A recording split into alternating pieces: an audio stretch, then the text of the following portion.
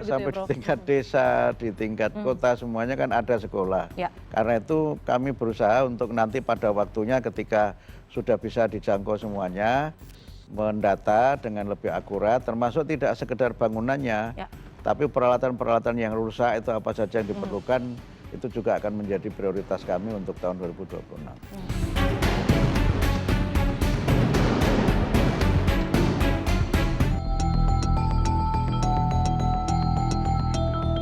Presiden Prabowo Subianto meminta para guru bersikap tegas terhadap murid yang nakal dan kurang ajar. Presiden menyebut ketegasan guru penting untuk memperbaiki karakter siswa. Hal ini disampaikan Presiden Prabowo dalam pidato puncak peringatan Hari Guru Nasional di Jakarta. Prabowo berbagi cerita tentang pengalamannya saat menjabat sebagai Menteri Pertahanan, di mana seorang kepala sekolah memberhentikan murid yang berkelakuan kurang ajar. Ternyata murid itu adalah anak seorang jenderal. Prabowo pun secara tegas mendukung keputusan kepala sekolah tersebut. Dan ini ada fenomena. Kadang-kadang justru yang kalau nakal itu oke lah ya. Nakal itu, tapi kalau kurang ajar, nah ini nggak beres ini, kurang ajar ini. Ya. Kadang-kadang ada murid yang kurang ajar, ya kan? Ditegur oleh guru, dia membalas gitu loh. Merasa dirinya jagoan. Ada di waktu saya Menteri Pertahanan, ada sekolah yang di bawah Kementerian Pertahanan. Ada dapat laporan murid-murid yang jawab nggak sopan ke gurunya.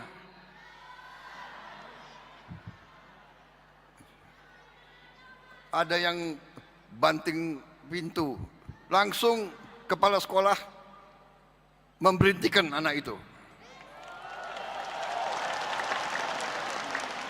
Tahu-tahu kepala sekolahnya agak grogi karena yang diberhentikan itu anak jenderal.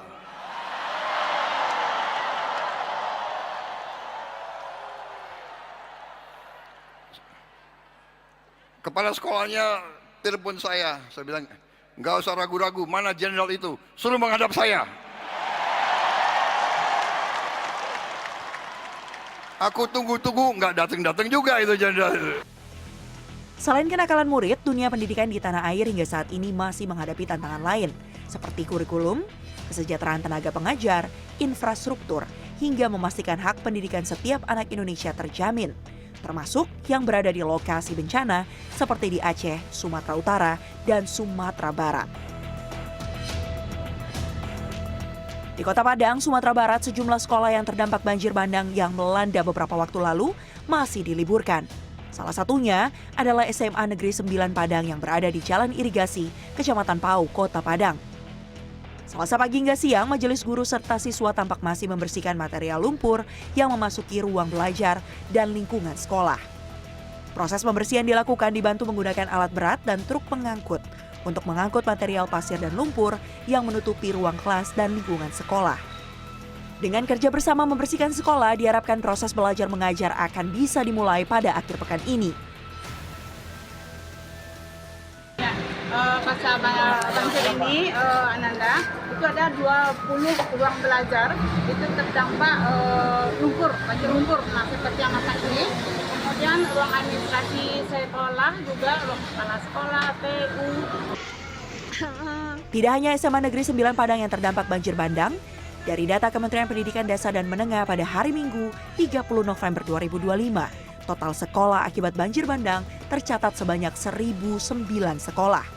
Dengan rincian 310 di Aceh, 385 berada di Sumatera Utara, dan 314 sekolah rusak di Sumatera Barat. Kementerian Pendidikan Dasar dan Menengah mengalokasikan dana sekitar 13 miliar rupiah untuk membantu peserta didik yang terdampak di Aceh, Sumatera Utara, dan Sumatera Barat. Tim Liputan CNN Indonesia.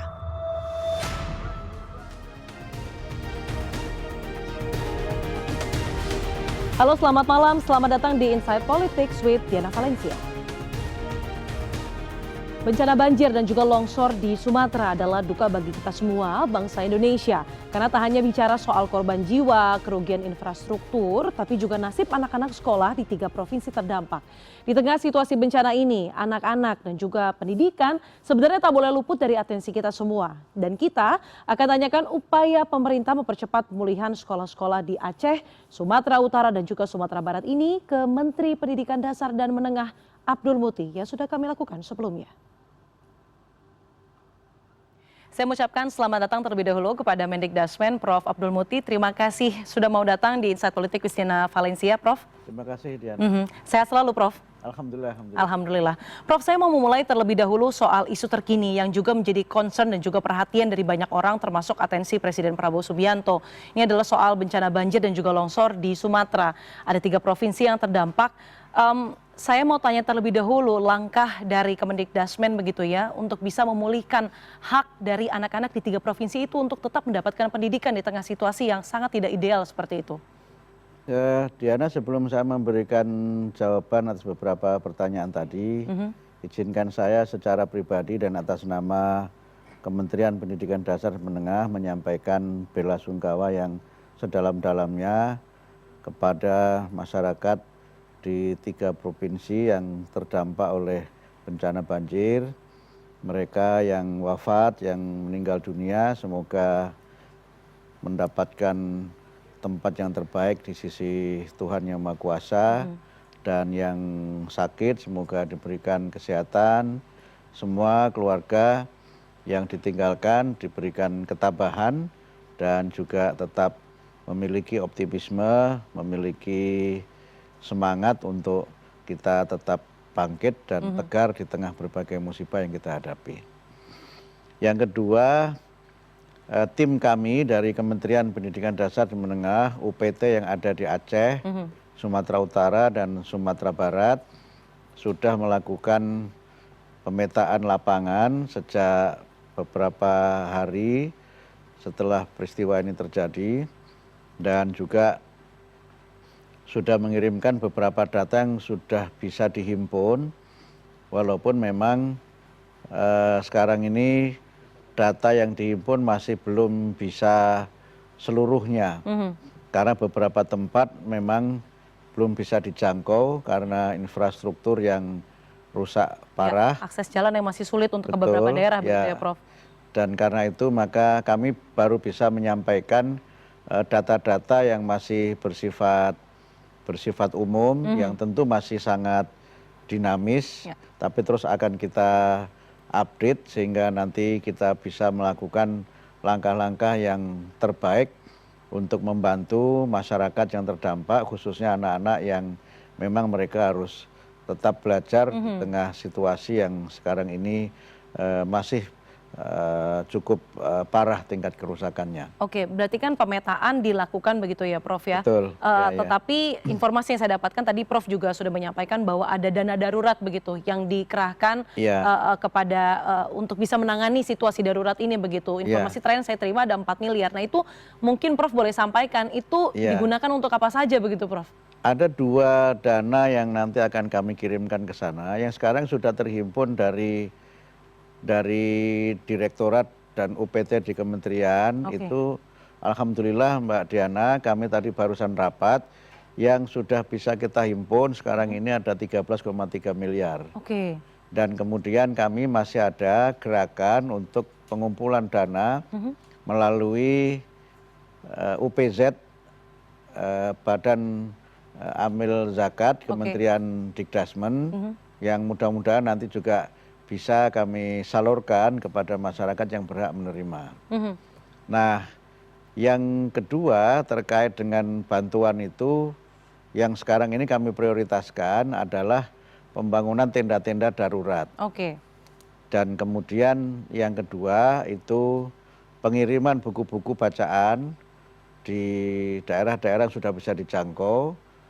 Kemudian yang ketiga nanti kita mencoba untuk secara bertahap ini memberikan konsultasi psikologis kepada anak-anak dan keluarga yang tertimpa musibah. Sebab sekarang ini memang kalau mengikuti kalender akademik ini sudah mendekati musim semester ya, ujian akhir semester. Ujian akhir semester. Dan memang ya semua kita tidak menghendaki musibah ini terjadi, tapi skenario yang sekarang ini sudah ada di kita, pertama kita dirikan tenda-tenda darurat supaya anak-anak tetap bisa belajar. Yang kedua nanti menyangkut ujian akhir semester, karena penyelenggaranya kan masing-masing sekolah. Ya. Jadi fleksibel saja mengikuti ya kemungkinan-kemungkinan yang bisa dilakukan oleh masing-masing sekolah. Oke, Prof, meskipun tadi Prof sudah menyampaikan pemetaannya masih terus ataupun data-datanya masih terus akan diperbarui begitu ya, tapi mungkin boleh disampaikan Prof, terbarunya itu seperti apa? Berapa perkiraan sekolah-sekolah yang rusak, data general yang diperoleh Kemendikdasmen begitu? Saya belum bisa menyampaikan mengenai jumlah kerusakan sekolah, tapi yang nanti ini sudah ada di dalam data kami untuk di Sumatera Barat. Untuk tahap pertama kita rencananya akan mengirimkan school kit untuk 510 paket dan school kit untuk SMP 50 paket ini di Kabupaten Agam. Kemudian di Kota Padang Panjang itu 495 paket school kit dan di Kota Padang itu juga 495 paket school kit. Nanti yang lain-lain yang pendirian tenda dan sebagainya tentu akan mengikuti perkembangan yang ada dan kami juga selain memang akan mendirikan tenda-tenda belajar darurat, belajar sementara berdasarkan kapasitas yang kami miliki, nanti juga kami coba koordinasi barangkali bisa dikerjasamakan dengan pihak-pihak lain. Barangkali yang mungkin di tengah situasi bencana seperti ini kan Kemendikdasmen sebenarnya sudah punya protap ya Prof ya, kalau kita bicara soal bencana begitu, ada di Lewotobi, kemudian juga di Banjarnegara ya Prof ya beberapa waktu lalu. Banjarnegara, kemudian di Cilacap dan di Semeru. Berarti ini kan sebenarnya bukan kali pertama sebenarnya Kemendikdasmen menghadapi situasi bencana. Mungkin boleh disampaikan ya Prof, sebenarnya ketika bencana itu terjadi, kalau dalam pikiran saya yang mungkin sulit untuk direalisasikan adalah bagaimana mengembalikan semangat belajar anak-anak itu. Bahwa ketika di tengah situasi carut marut, chaos kita bisa katakan, ia bisa menggunakan school kit yang misalnya Kemendikdasmen berikan begitu. Itu bagaimana sebenarnya Kemendikdasmen menanggapi atau berhadapan dengan situasi seperti itu? Ya, school kit ini kan sebenarnya isinya itu buku-buku bacaan, juga alat. Berarti bukan hanya buku pelajaran ya Prof? Enggak. Misalnya kumpulan soal tapi ada juga yang gitu. berupa buku pelajaran juga. Misalnya tadi kami dapat laporan dari BSKAP, mereka juga menyediakan buku-buku minimal sementara 50 paket ya, yang sudah disediakan, yang itu mudah-mudahan bisa ya memang tidak mencukupi, tapi paling tidak bisa menjadi bagian dari kegiatan yang dilakukan oleh anak-anak di tempat penampungan sementara untuk belajar itu. Jadi sebenarnya school kit itu berarti di tiap-tiap daerah tidak sama ya Prof ya? Maksudnya sesuai dengan ketersediaan, misalnya ada buku bacaan yang rekreasional, ada juga buku pelajaran begitu ya Prof ya? Ya betul. Tapi sebagian besar memang buku-buku bacaan yang bersifat umum, bukan buku teks. Prof, ini kalau bicara soal tadi ada dana 13 miliar yang tadi 13,3 miliar dan kemungkinan akan bertambah begitu ya Prof ya dananya. Insyaallah ya. Kemana dana-dana darurat ini digunakan? Apakah tadi penggunaannya untuk distribusi school kit, pendirian tenda-tenda atau seperti apa Prof? Ya yang jelas itu untuk membantu pertama tadi ya proses relief, kemudian tadi penyediaan tenda-tenda penampungan untuk mereka bisa belajar dan kemudian nanti untuk kegiatan-kegiatan yang bersifat sosial ya, misalnya psikososial, kemudian kegiatan-kegiatan belajar yang dilaksanakan di tenda, dan juga nanti ada sebagian bisa untuk bantuan makanan yang memang sangat diperlukan untuk mereka yang memang sangat membutuhkan. Apakah itu juga termasuk nanti untuk pembangunan kembali infrastruktur atau mungkin itu sudah berbeda lagi? Itu di luar itu. Jadi 13,3 ini di luar yang untuk pembangunan. Sehingga nanti begitu kita sudah memiliki data lapangan yang akurat, sekolah-sekolah yang rusak itu kita prioritaskan untuk dapat dibangun kembali dengan dana revitalisasi tahun 2026. Oke, dan itu yang terus dikejar ya Prof untuk bisa mengembalikan sekolah-sekolah, bangunan-bangunan itu terus betul. bisa Ya, ya. dibangun begitu ya Prof? Iya, betul. Ya. Prof, tadi Prof juga sempat menyinggung begitu ya bahwa ada beberapa daerah yang masih terisolir. Kami juga Ya. CNN Indonesia terus memberitakan bahwa memang ada beberapa daerah yang akses jembatannya masih putus sehingga bantuan pun harus lewat udara dan lain sebagainya. Betul, Ini ya, ya. dari laporan Anda dan juga Kementerian Anda, seperti apa Prof situasinya? Apa daerah-daerah mana saja yang mungkin menjadi atensi dari Kemendikbudrismen misalnya? Ya kita usahakan semuanya ya. Karena kan sekolah ini kan ada di mana-mana. Betul. Sekolah ini ada di Sampai yang tingkat, terpencil pun terujung pun ada iya, begitu sampai ya di Prof? tingkat desa, di tingkat kota semuanya kan ada sekolah. Ya. Karena itu kami berusaha untuk nanti pada waktunya ketika sudah bisa dijangkau semuanya, mendata dengan lebih akurat, termasuk tidak sekedar bangunannya, Ya. tapi peralatan-peralatan yang rusak itu apa saja yang diperlukan, itu juga akan menjadi prioritas kami untuk tahun 2026.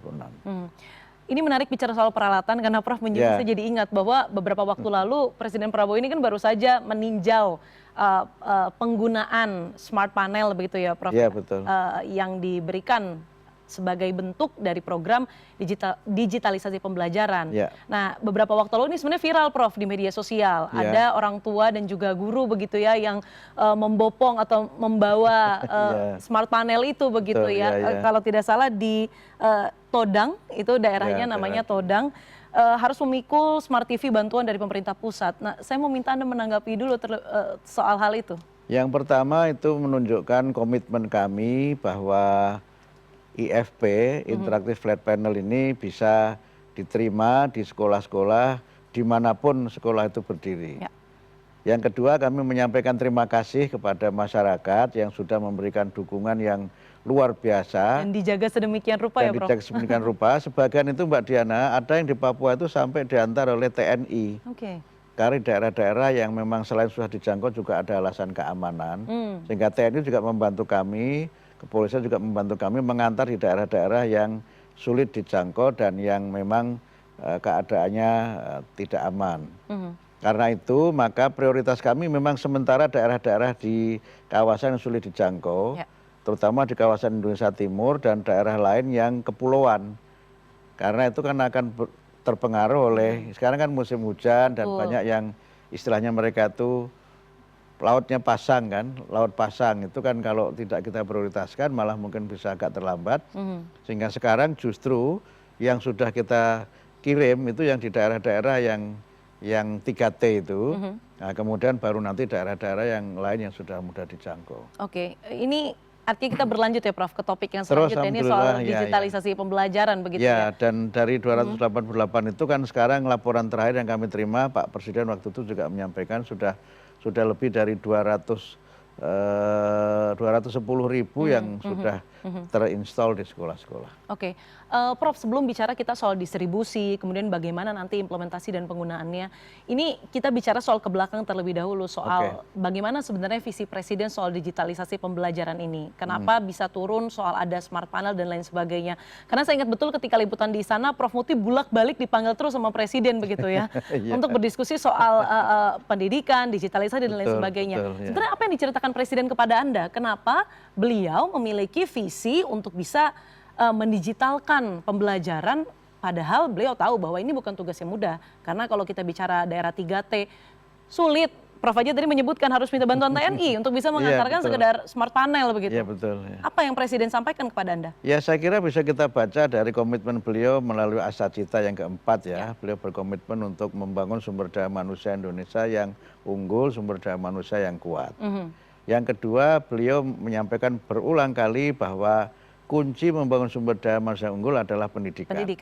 Bahkan beliau menyampaikan juga pendidikan tidak hanya menjadi formula untuk kita membangun sumber daya manusia unggul, tapi juga untuk menciptakan kesejahteraan dan memutus kemiskinan. Nah, karena itu untuk pendidikan yang unggul itu, dua yang beliau tekankan kan. Yang pertama adalah pembangunan sarana prasarana. Beliau berkali-kali mengatakan tidak boleh ada sekolah yang rusak, tidak boleh ada sekolah tidak ada toiletnya, tidak boleh ada sekolah yang atapnya membahayakan dan sebagainya. Dan itu komitmen beliau yang tahun ini kan kita alokasikan untuk 16.175 satuan pendidikan. Oke, itu Sudah untuk direnovasi, Prof, atau ada yang di sekolah baru. Jadi Oh, ada yang renovasi, ada yang sekolah baru, ada yang penambahan ruang kelas, ada yang penambahan lab, ada yang macam-macam sesuai betul, kebutuhan dari betul, sekolah ya, tersebut? ya. Dan yang kedua, beliau waktu itu menyampaikan, mengundang kami beberapa kali, dan memang ini bagian yang sangat strategis, bagaimana agar peningkatan sarana prasarana untuk memperbaiki proses belajar mengajar. Nah, kemudian beliau menyampaikan ada teknologi yang disebut dengan interaktif flat panel, sehingga nanti murid bisa belajar interaktif, tidak hanya interaktif dengan guru, tapi bisa menggunakan alat secara langsung. Ya. Dan beberapa yang sudah kita sampaikan di sekolah-sekolah itu juga tidak hanya ini berfungsi sebagai smartboard, interaktif flat panel ini lebih canggih dari smartboard. Oke. Karena bisa ada semacam virtual lab. Jadi menggambarkan bagaimana seakan-akan di laboratorium tapi ada di situ. Oke, misalnya ini dicampur ini jadinya apa kayak gitu ya, Betul, Prof, ya, ya? betul. Itu yang ditampilkan anak-anak di Bekasi waktu itu kan. Kemudian ada penjelasan mengenai organ tubuh manusia, tidak perlu pakai boneka dan sebagainya, tapi bisa dari situ dan seterusnya dan seterusnya. Oke. Nah, kemudian yang beliau juga komit adalah untuk meningkatkan kualitas guru dengan kesejahteraan. Betul. Karena itu, ya walaupun mungkin belum seperti yang diharapkan, tetapi paling tidak kami sudah berkomitmen untuk kesejahteraan guru kita tingkatkan melalui sertifikasi. Yang guru non ASN tunjangan sertifikasinya 2 juta, yang guru ASN tunjangan sertifikasinya sebesar 1 kali gaji pokok. Tentu dengan berbagai macam pelatihan-pelatihan dan juga upaya kami untuk juga memberikan insentif untuk guru honor. Guru honor itu sebelumnya, Mbak Diana, belum pernah sama sekali mendapatkan insentif. Oke. Insentif ini bukan gaji ya, jadi mereka dapat gaji. Pendapatan tambahan begitu ya, Prof? Betul, dapat gaji dari lembaganya masing-masing. Nah, kami tambah. Tahun lalu kan kita berikan 300.000 per bulan, per orang. Kemudian tahun ini kita tambah 100.000 sehingga 2026 nanti insentif untuk guru honorer menjadi 400. Oke. Memang ada yang mengkritik, kok cuma sedikit Pak gitu. Ya istilah kami, inilah kemampuan yang bisa kami berikan untuk saat ini.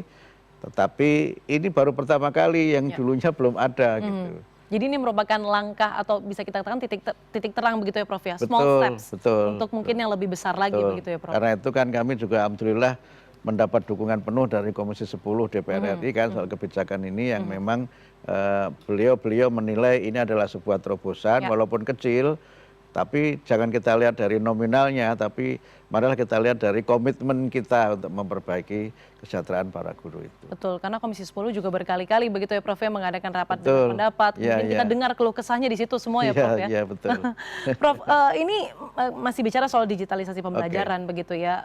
Bagaimana distribusi ke daerah terluar atau mungkin daerah-daerah yang mungkin kita rasa-rasa dekat kok misalnya dengan ibu kota, misalnya di Pulau Jawa, tapi ternyata ada yang susah begitu aksesnya ke sana. Betul, betul.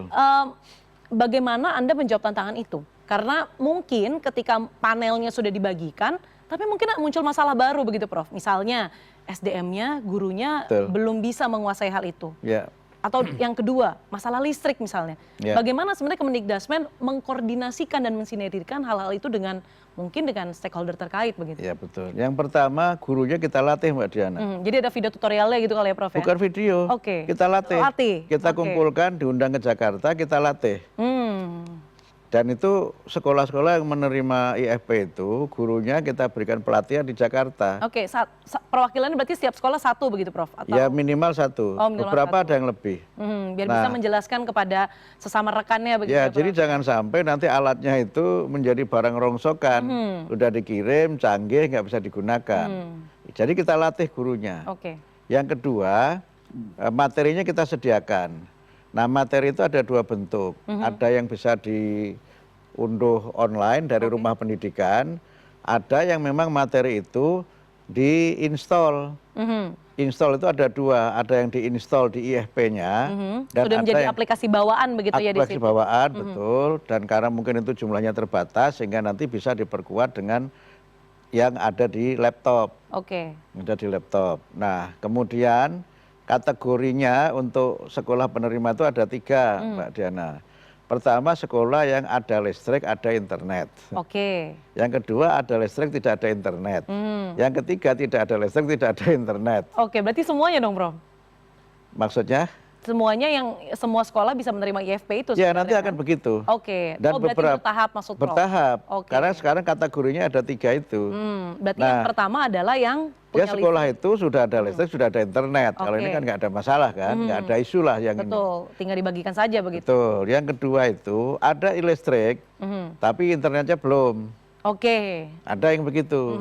Nah yang ketiga ini, yang tidak ada listrik, juga tidak ada internet otomatis. Karena itu terkait dengan yang kedua dan yang ketiga, kami untuk yang kedua itu bekerja sama dengan Telkom dan juga provider lain untuk mereka bisa punya jaringan internet. Oke. Misalnya ada Kabupaten Maluku Tengah, itu dia punya program, menarik programnya Mbak Dian, namanya Belajar di Atas Awan. Oke. Itu Apa kalau daerah-daerah tinggi, Oke. yang karena saking tingginya itu awan itu serasa di bawah. Oke. Oh, karena mereka berada di dataran tinggi begitu ya, Prof? Dataran tinggi yang itu sehingga kemudian mereka menyebutnya itu istilahnya bagus sekali ya. Tapi itu juga menggambarkan semangat mereka yang setinggi awan melampaui awan. Nah di situ kabupaten itu memasang Starlink. Oke. Memasang Starlink di desa-desa yang masuk kategori ini. Saya waktu itu melonsing program itu pas saya sedang habis acara pidato UNESCO di Uzbekistan itu. Saya dialog dengan murid-murid di desa-desa, mereka udah tengah malam. Karena semangatnya itu jadi saya juga merasa bangga dan berterima kasih pada Pak Bupati dan pihak yang telah mendukung. Nah, kemudian yang kategori ketiga yang belum ada listrik, belum ada internet itu kami kerjasama dengan PLN. Sekarang kami petakan. Kami sudah punya data sekarang, Mbak Diana, sekolah-sekolah mana yang masuk kategori 3 dan kategori 2. Oke. Kami data semuanya dan kemudian kita cari pemitraannya. Sebagian mungkin nanti akan dipasang instalasi PLN. Sebagian mungkin kita fasilitasi dengan solar panel. Oke. Sehingga tidak perlu dipasang instalasi baru, tapi listriknya mungkin terbatas dari solar panel khusus untuk sekolah itu. Oke, artinya memang masih ada pekerjaan rumah untuk bisa mengkoordinasikan hal itu ya, Ada Prof? pekerjaan rumah lain lagi. Apa itu, Prof? Konsekuensinya, Mbak Diana, tambah daya listrik. Itu betul menjadi. Iya kan? Karena kalau tambah alat berarti kan tambah daya. Ini juga sudah kami data. Sudah kami data seluruh sekolah di Indonesia ini listriknya berapa yang sudah ada listrik itu.